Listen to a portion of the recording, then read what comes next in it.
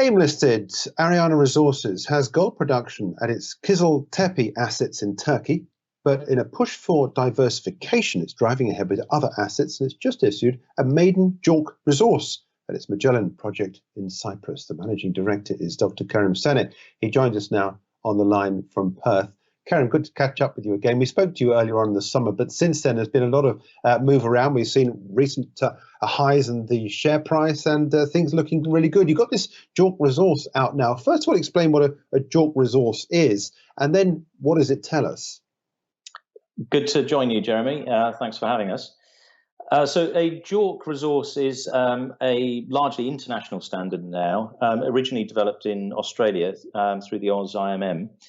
And it establishes a framework within which a resource, a mineral resource, can be designated. So it's the processes and methodology associated with defining a resource with measured grades and tonnages. So it really is an important framework within which companies can report to stock exchanges. And what does this tell us with specific regard to the Cyprus project? So in relation to Cyprus, Ariana is in the process of earning into 50% of Venus Minerals. Venus Minerals is a UK company with its operations and 100% owned subsidiary based in Cyprus. That subsidiary holds about 105 kilometres squared of exploration licenses in Cyprus, and within some of these licenses are the Magellan project, and that project comprises primarily two sectors, Kokinoya and Kliru. So the resource that we established a couple of weeks ago relates to those two sectors of the Magellan project. There is one other sector, New Shah, and hopefully we'll provide some further updates on New Shah in the months ahead. But coming back to Kokinoya and Kliru, the resource that we established was 8.5 million tonnes at 0.63% copper. There is also a zinc component, particularly at Kliru at 0.6% zinc.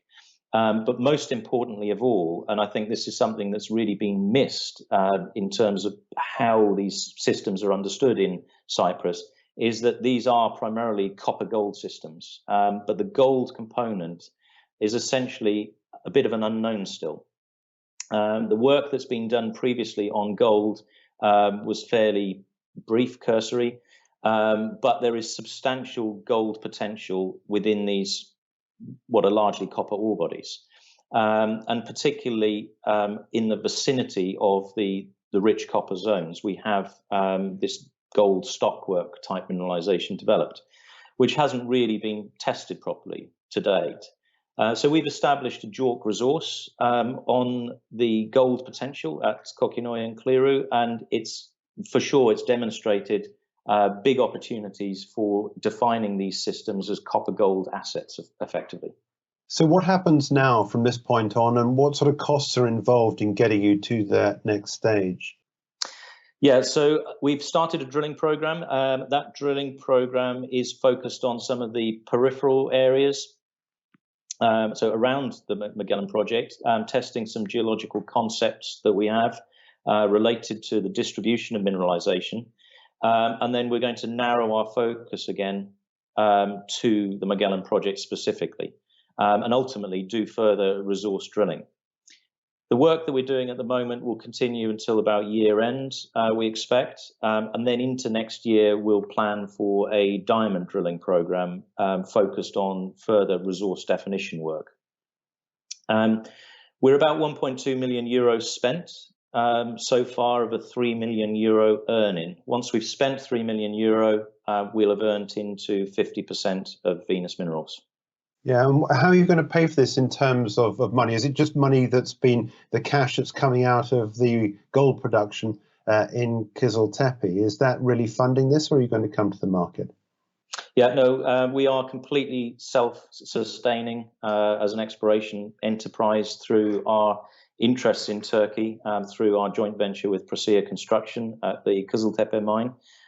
So from the dividends profit that we've received from our operating subsidiary in Turkey, we're able to continue expanding our existing operations in Turkey and indeed focusing now on some other interests outside of Turkey. Well, let's talk a little bit about what's happening in Turkey. I noticed from your third quarter production report that you have continued to expect 18,000 ounces of gold production this year. But I'm also interested as well in this idea that you want to increase throughput. Is that something that's going to happen in the fourth quarter, or are you looking to do that in the next fiscal year? My question is really, is there upside potential for that 18,000 ounces of gold that you're hoping for this year if you do increase the throughput sooner? Sure. Well, a couple of things on that. The work related to the expansion of the Kızıltepe processing plant is underway.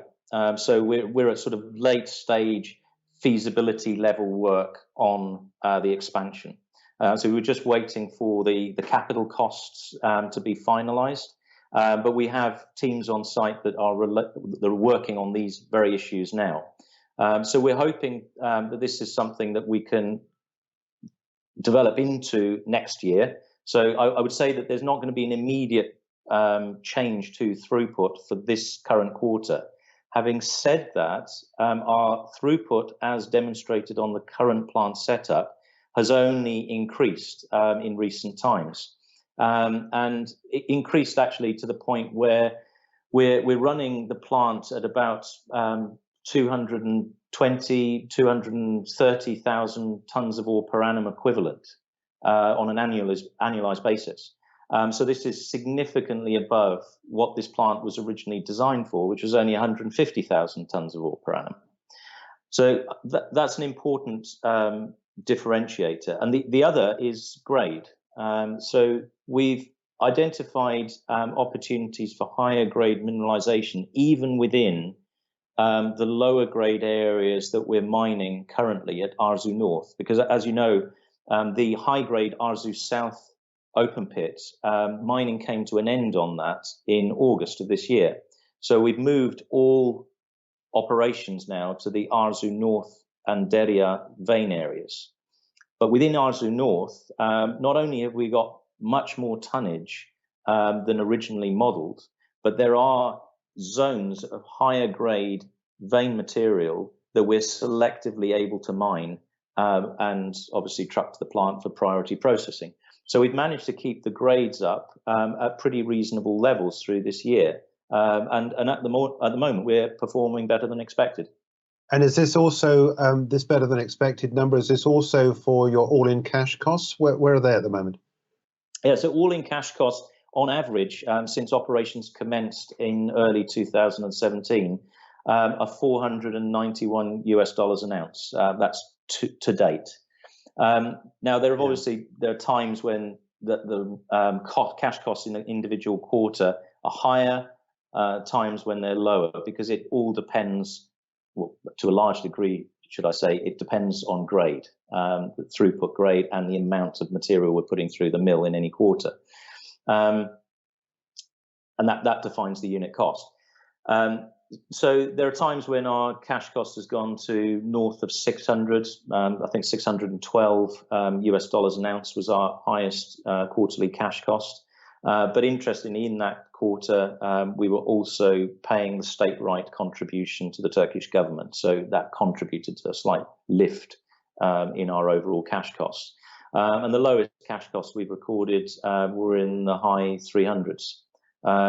So we've operated within a range of a couple of hundred US dollars an ounce, and we've maintained that fairly consistently over the course of about 4 years. I just wanted to switch gear, if I can, and take a look at some holdings in the company. There's been some interesting moves, I think, both with you and your chairman, Michael de Villiers, in terms of ownership of the company. You've increased your exposure, I think now, is it 1.68%, I think you know, or something, but certainly you've increased your exposure. Why have you taken this? Yeah, I've increased my personal holding by more than 500,000 shares. Yeah. Why have you done this now? I mean, clearly you're able to do it whenever you want, when there's an opportunity. But what's your thinking? Yeah. So, company directors don't really get very many opportunities to trade shares for a large part of any year. We're in closed periods. There are very narrow windows of opportunity to acquire any shares or sell any shares. And typically, over the years, both Michael and I, and indeed the other directors, we've always participated in the placings that we've undertaken for the company. So we've tended to increase our holdings over time, and that's something that I intend to keep doing, particularly with the exercise of options.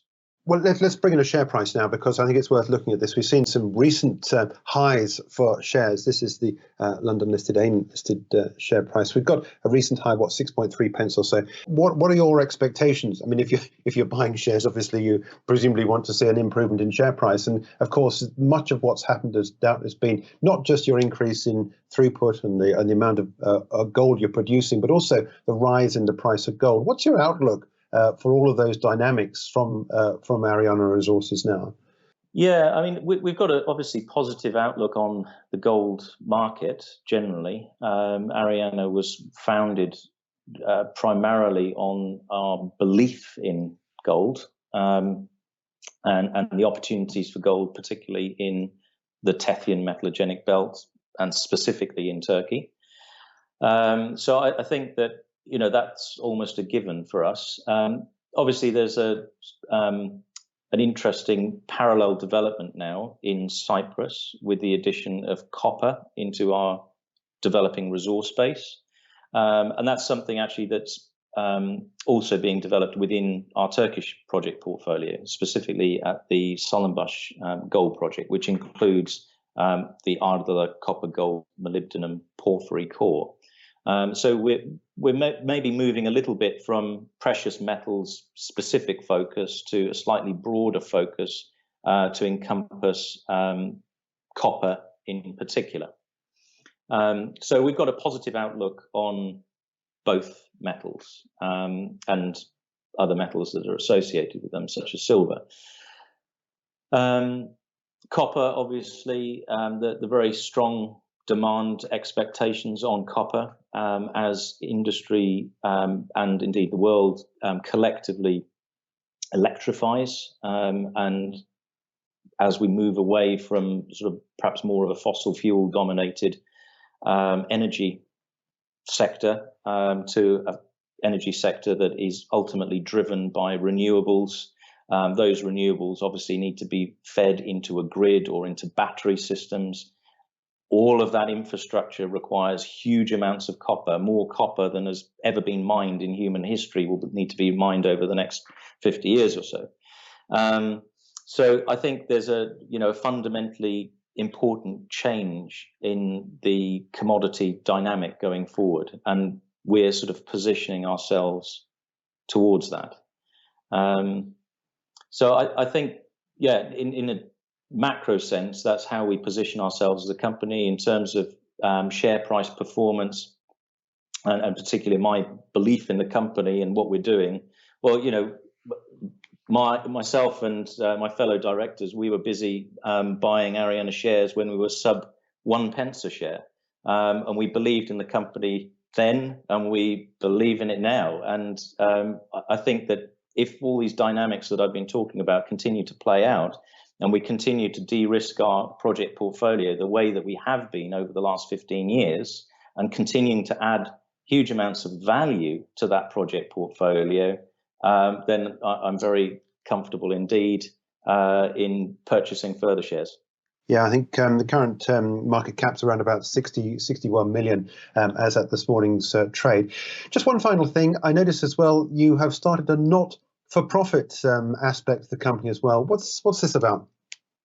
Yes, well, I'm sort of, in a way, I'm wearing the inspiration for the not-for-profit exercise, the Ariana Resources polo shirts that have proven to be a rather sort of hot item among some of our shareholders. And we were sort of taken quite aback by the desire for shareholders and other interested people to wear these. So we thought, well, how are we going to make this how are we going to make these things available to our friends and associates?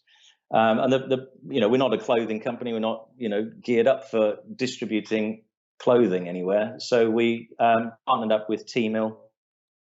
T-Mill do a lot of this sort of work with other charitable organisations as well, in parallel with other company promotional materials. And we thought that it's a very good framework to utilise to establish the first formal not-for-profit exercise for the company, because we strongly recognise the input of local communities and the environments in which we've worked, and their support for all of our efforts over the years.